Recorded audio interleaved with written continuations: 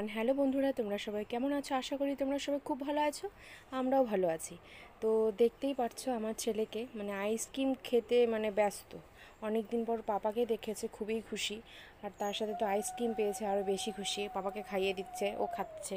আর যদি আমি বলছি যে আমাকে দাও, তো দিচ্ছে না।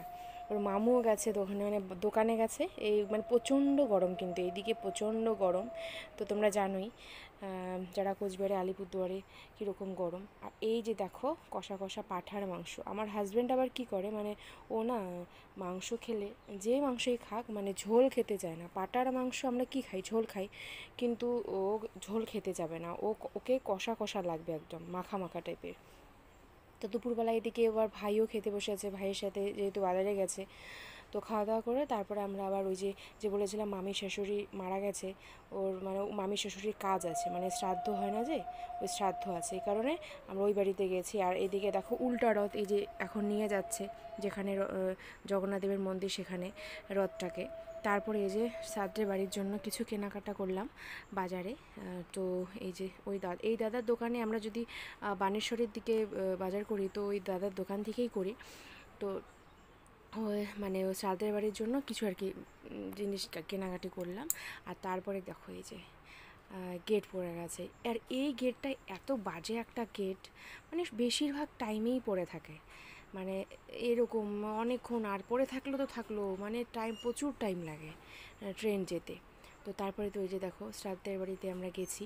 তো ওই দিন আবার এই যে বাচ্চারা, আমার বাবুর থেকে কিন্তু ওই যে ব্ল্যাক কালারের যে তোমার স্পোর্টিং পরে আছে বাবুটা, এ বাবু 1.5 মাস ছোট আমার বাবুর থেকে।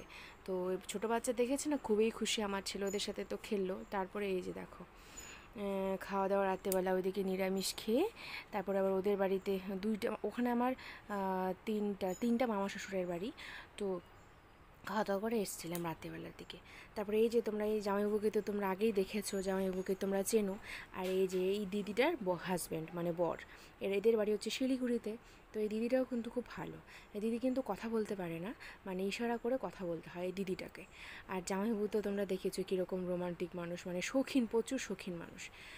হয় না যে গরিব মানুষ হলে কি হয়, পয়সার অভাবে শখটা পড়ে থাকে আর কি, মনের ভিতরেই থেকে যায়। আর এরা কিন্তু প্রচুর শখ করতে প্রচণ্ড ভালোবাসে। এই দিদিকে বোঝে, এই তুই পড়তে পারিস না কেন, দিদিকে জোর করে জামাইবাবু পড়াচ্ছে। তো এই জিনিসগুলো খুব ভালো লাগে। আর হাজব্যান্ড যদি এরকম হয় না শৌখিন, তো কোনো চিন্তাই থাকে না, মেয়েদের না শখটা মনের ভিতরে চাপা থাকে না।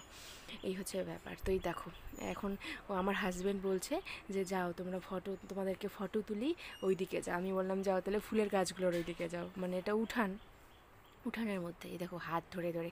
আর আমার শ্বশুর শাশুড়ি কিন্তু পাশেই ছিল। শ্বশুর শাশুড়ি কিন্তু আমার জামাইবাবুর শ্বশুর মশা হয়, কিন্তু ওরমভাবে লজ্জা একদম পায় না। আর দিদিকে দেখো কীরকম ফটো পোজ দিচ্ছে আর কি। আর জামাইবাবুকে দেখো দিদির মতন করে পোজ দিচ্ছে। এত ওদের সাথে থাকলে না, যদি কি আর কারো মন খারাপ থাকে, তো আপনার মন ভালো হয়ে যাবে এরকম। আমি হ্যাঁ ওদের সাথে এত মিশি, তো ওই জামাইবাবু আমাকে বলে আর কি, যে তোর এত কিছু কিছু মানুষ হয় না, যে টাকা পয়সা হলে বা টাকা পয়সা না থাকলেও যে মানুষের সাথে বেশি কথা বলতে চায় না, ভাব দেখায়, অহং ভাব থাকে, এ সমস্ত কিছু। তো জামাইবাবু বলে যে তোর মধ্যে এই জিনিসটা নেই, অহং জিনিসটা নেই, সবার সাথে কি সুন্দর কথা বলে হাসি খুশি থাকিস। তো আমি বলি ঠিক আছে, আমি এরমই আর কি, তোমরা আশীর্বাদ করো যাতে আমরা ভালো থাকি।